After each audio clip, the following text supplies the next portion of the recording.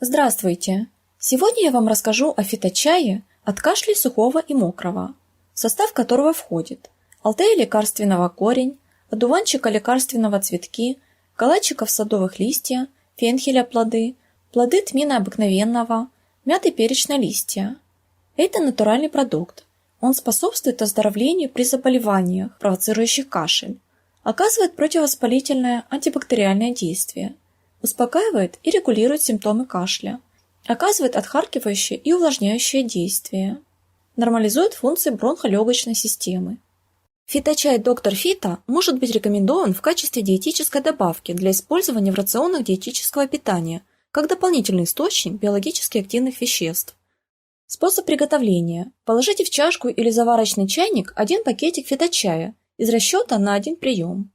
Залейте кипятком питьевой воды, примерно 250 мл, и настаивайте 5-8 минут.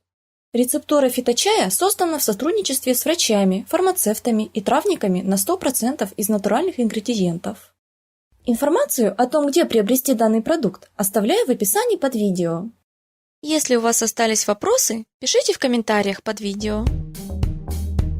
Понравилось видео? Ставьте лайк. Подпишись на канал, и твоя аптека всегда будет под рукой.